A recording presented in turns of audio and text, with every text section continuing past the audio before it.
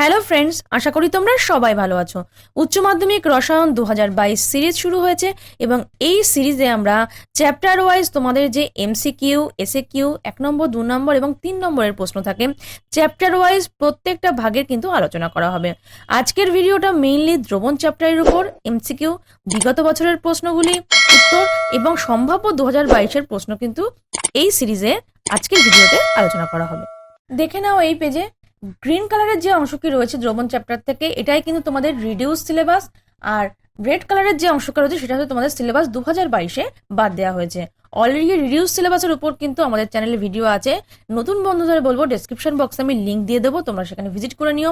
এবং অলরেডি কিন্তু এই সিরিজের উপর দুটো ভিডিও হয়ে গেছে, ভিডিওগুলোর লিঙ্কও আমি ডেসক্রিপশন বক্সে দিয়ে দেবো। সেটা কিন্তু কঠিন অবস্থা চ্যাপ্টারের উপর আছে। এবার আমরা দেখে নিই সলিউশন চ্যাপ্টার থেকে মোট কত নম্বরের প্রশ্ন আসবে। 6 নম্বরের মোট প্রশ্ন আসে, তার মধ্যে এমসিকিউ একটা প্রশ্ন থাকে, শর্ট অ্যান্সার কোশ্চেন 1 নম্বরের 2 মার্কস প্রশ্ন থাকবে, আর একটা শর্ট অ্যান্সার কোশ্চেন যেটা একটা কিন্তু 3 নম্বরের প্রশ্ন থাকবে। তো চলো শুরু করি আজকের টপিক। প্রথমেই চলে আসি উচ্চ মাধ্যমিক রসায়ন 2013 প্রথম প্রশ্নে। এটির শূন্যস্থান পূরণ। নির্দিষ্ট তাপমাত্রায় একটি অনুদ্বায়ী দ্রবীভূত করার ফলে দ্রাবকের বাষ্পচাপের আপেক্ষিক হ্রাস। এখানে বাষ্পচাপের আপেক্ষিক হ্রাস বলেছে, অর্থাৎ দ্রবণে দ্রাবের মূল ভগ্নাংশের সাথে সমান হবে। দ্বিতীয় প্রশ্ন, নিম্নলিখিত 0.1 মোলার জলীয় দ্রবণগুলির মধ্যে কোনটির স্ফুটনাঙ্ক সর্বাধিক হওয়ার সম্ভাবনা? Na2SO4, KCl, গ্লুকোজ বা ইউরিয়া? প্রসঙ্গত, গ্লুকোজ বা ইউরিয়া এরা জলে কোনোভাবে বিশ্লেষিত হবে না। KCl বিশ্লেষিত হয়ে 2টি আয়ন দিতে পারে, Na2SO4 3টি আয়ন দেবে, 2টি Na+ এবং 1টি সালফেট। অর্থাৎ এক্ষেত্রে ভ্যান্ট অফ ফ্যাক্টর সব থেকে বেশি হবে হচ্ছে এ, এবং সেই জন্য 0.1 মোলা জলীয় দ্রবণগুলোর মধ্যে Na2SO4 এর যে দ্রবণটি তার স্ফুটনাঙ্ক সর্বাধিক হওয়ার সম্ভাবনা। নেক্সট, উচ্চ মাধ্যমিক রসায়ন 2014 এটিও শূন্যস্থান পূরণ।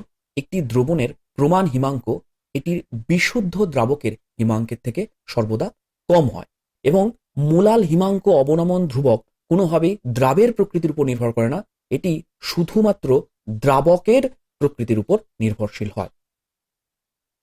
নেক্সট, উচ্চ মাধ্যমিক রসায়ন 2015 এখানকার প্রথম প্রশ্ন শূন্যস্থান পূরণ।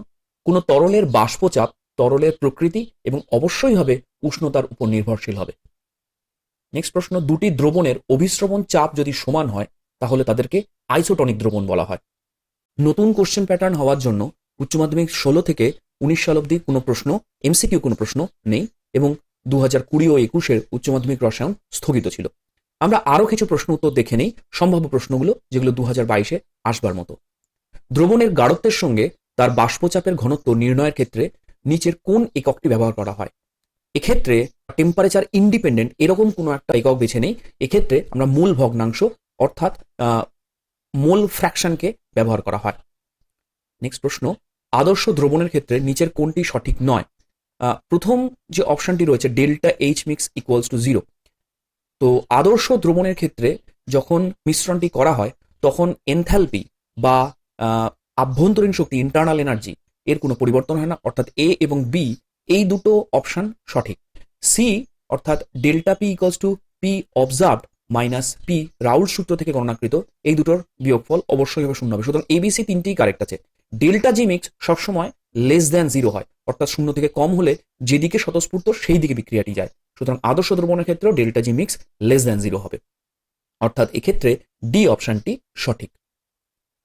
একটি বিকারে রক্ষিত এ পদার্থের দ্রবণে সামান্য পরিমাণ অতিরিক্ত এ যোগ করলে দ্রবণ থেকে এর অধঃক্ষেপণ ঘটে। অর্থাৎ ওই বিকারে যে এ পদার্থটি রক্ষিত বা রাখা ছিল সেখানে স্বাভাবিকের তুলনায় বেশি মাত্রায় এ ছিল, সেই জন্য অতিরিক্ত এ যোগ করা মাত্রই এর অধঃক্ষেপণ ঘটেছিল, অর্থাৎ দ্রবণটি স্বাভাবিকভাবে অতিপ্রাপ্ত দ্রবণ হবে, অর্থাৎ বি অপশনটি সঠিক। নির্দিষ্ট পরিমাণ কোনো দ্রাবকে কোনো কঠিন দ্রাবের সর্বাধিক যে পরিমাণ দ্রবীভূত হতে পারে তার নিচের কোনটির উপর নির্ভর করে না? স্বাভাবিকভাবেই উষ্ণতার উপর নির্ভরশীল হবে। উষ্ণতা যত বৃদ্ধি করা হয় তত দ্রাবের পরিমাণ বেশি নেওয়ার সম্ভাবনা দেখা যায়। দ্রাবের প্রকৃতি, দ্রাবকের প্রকৃতি এগুলোর উপর অবশ্যই হবে নির্ভরশীল হবে, কিন্তু চাপের উপর কোনোভাবে নির্ভরশীলতা দেখা যায় না, অর্থাৎ এক্ষেত্রে সঠিক উত্তরটি সি, চাপ হবে। নিচের কোনটি উষ্ণতার উপর নির্ভরশীল? উষ্ণতার উপর সেটাই নির্ভরশীল হবে যেটি আয়তনের উপর নির্ভরশীল, অর্থাৎ এক্ষেত্রে সঠিক অপশনটি হবে এ, মোলারিটি।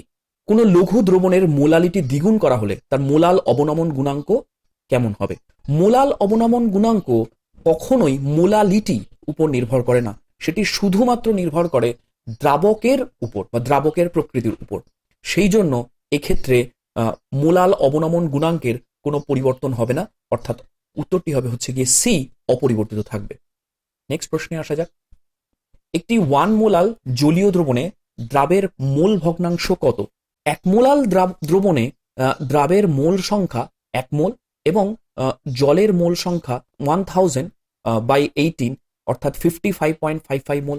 সুতরাং দ্রাবের মোল ভগ্নাংশ হওয়া উচিত দ্রাবের মোল সংখ্যা বাই সম্পূর্ণ মোল, অর্থাৎ দ্রাবের এবং দ্রাবকের মোল সংখ্যা, অর্থাৎ 55.55 প্লাস 1 অর্থাৎ 0.0177, অর্থাৎ এক্ষেত্রে সি অপশনটি সঠিক।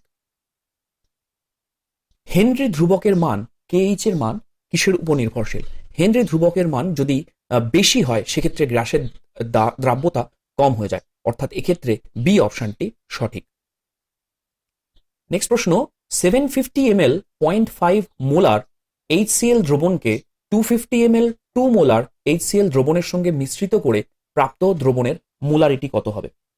তো 750 ml ইন্টু 0.5 অর্থাৎ V1S1 করলাম, প্লাস 250 ইন্টু 2 মোলার অর্থাৎ এই দ্বিতীয় HCl দ্রবণেরও V1S1 করলাম, সেই দুটোকে যোগ করে মোট ভলিউম অর্থাৎ 750/250 দিয়ে ডিভাইড করলে আমরা পেয়ে যাচ্ছি হচ্ছে গিয়ে 0.875, অর্থাৎ অপশন বিটি সঠিক।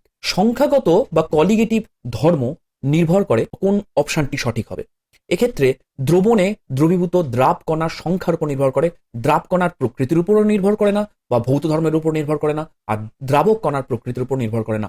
সেই ধরনের ধর্মকেই কলিগেটিভ প্রপার্টি বলা হয়, অর্থাৎ এক্ষেত্রে বি অপশনটি সঠিক। অধিক উচ্চতায় বসবাসকারীদের রক্ত ও কলাকোষে অক্সিজেনের গাঢ়ত্ব কম হওয়ার কারণ। অধিক উচ্চতায় কম বায়ুমণ্ডলীয় চাপ থাকে এবং সেই কারণেই রক্ত ও কলাকোষে অক্সিজেনের গাঢ়ত্ব কম হয়, অর্থাৎ এক্ষেত্রে অপশন বিটি সঠিক। নেক্সট প্রশ্ন, 273 কেলভিন তাপমাত্রায় 250 ml জলে দ্রবীভূত 10 গ্রাম গ্লুকোজ যেটা প্রেসার P1 এবং 10 গ্রাম ইউরিয়া যেটার অবিশ্রবণ চাপ P2 এবং 10 গ্রাম সুক্রোজ যার অবিশ্রবণ চাপ P3 লেখা রয়েছে, এদের অবিশ্রবণ চাপের মধ্যে কোন সম্পর্কটি সঠিক? এক্ষেত্রে তিনটে অর্থাৎ গ্লুকোজ, ইউরিয়া এবং সুক্রোজের মধ্যে সর্বাধিক মোলার মাস সুক্রোজের, তারপরে আসছে গ্লুকোজ এবং সব থেকে কম মোলার মাস হচ্ছে গিয়ে ইউরিয়াতে। অর্থাৎ 10 গ্রাম গ্লুকোজ, ইউরিয়া বা সুক্রোজ যদি রাখা হয় এক্ষেত্রে সব থেকে বেশি মোল থাকবে হচ্ছে গিয়ে ইউরিয়ার ক্ষেত্রে এবং তারপরেই থাকবে হচ্ছে গিয়ে গ্লুকোজ এবং সব থেকে কম মোল থাকবে হচ্ছে গিয়ে সুক্রোজের ক্ষেত্রে। অর্থাৎ যেহেতু আমরা জানি যে অভিস্রবণ চাপ ইকুয়ালস টু হচ্ছে গিয়ে কনসেন্ট্রেশন ইন্টু আর ইন্টু টি, অর্থাৎ যত বেশি মোল হবে তত যেহেতু অভিস্রবণ চাপ হওয়া উচিত, সেই জন্য ইউরিয়ার ক্ষেত্রে সর্বাধিক অর্থাৎ P2 সব থেকে বেশি, তারপর হবে হচ্ছে কি গ্লুকোজ অর্থাৎ P1 এবং সব থেকে কম হবে হচ্ছে কি P3, অর্থাৎ অপশন সিটি সঠিক, P2 greater than P1 greater than P3। Next প্রশ্নে চলে আসি। হেনরি ধ্রুবকের মান আমরা জানি যে উষ্ণতা বাড়ালে বেড়ে যায়। নেক্সট, স্ফুটনাঙ্ক উন্নয়ন ধ্রুবক অর্থাৎ ইবিউলোস্কোপিক কনস্ট্যান্টের একক। ইবিউলোস্কোপিক কনস্ট্যান্টের একক সর্বদা হবে কেলভিন, কেজি, মোল ইনভার্স, অর্থাৎ অপশন এটি সঠিক। নেক্সট প্রশ্ন, NaCl এর 4 লিটার 0.02 মোলার জলীয় দ্রবণে যদি 1 লিটার জল যোগ করা হয় তাহলে দ্রবণটিকে মোলার মাত্রা কেমন হবে? অর্থাৎ প্রথমে V1S1 অর্থাৎ 4 ইন্টু 0.02 মোলার ছিল, শেষে তার টোটাল আয়তন বা সর্বমোট ভলিউম হয়ে যাচ্ছে 4 + 1 অর্থাৎ 5 লিটার, তাহলে 4 ইন্টু 0.02/5 অর্থাৎ অপশন ডি সঠিক, 0.016। নির্দিষ্ট উষ্ণতায় কোনো পদার্থের গাঢ় দ্রবণের অভিস্রবণ চাপ। গাঢ় দ্রবণের অভিস্রবণ চাপ সর্বদাই বেশি হবে, কারণ আমরা জানি অভিস্রবণ চাপ মানে হচ্ছে গিয়ে কনসেন্ট্রেশন ইন্টু আরটি, তো কনসেন্ট্রেশন যত বেশি হবে অভিস্রবণ চাপও তত বেশি হবে, অর্থাৎ নির্দিষ্ট উষ্ণতায় কোনো পদার্থের গাঢ় দ্রবণের অভিস্রবণ চাপ লঘু দ্রবণের অভিস্রবণ চাপের তুলনায় বেশি হবে, অর্থাৎ অপশন এটি হলো সঠিক। সুতরাং আজকে আমরা বেশ কিছু সম্ভাব্য প্রশ্ন এবং পুরনো সালে আসা কিছু প্রশ্নের উত্তর করে দিলাম।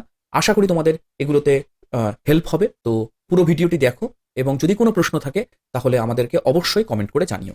আজকের ভিডিওতে কিন্তু মূলত আমরা দ্রবণ চ্যাপ্টারের উপর বিগত বছরের প্রশ্ন এবং সম্ভাব্য 2022-এর প্রশ্ন উত্তর আলোচনা করা হলো। আশা করি তোমরা উপকৃত হবে। যদি তোমাদের ভিডিওটা ভালো লাগে লাইক করো, কমেন্ট করো, বন্ধুদের মধ্যে শেয়ার করো এবং এই সিরিজ কিন্তু চলতেই থাকবে। তো দেখা হচ্ছে আবার নতুন ভিডিওতে।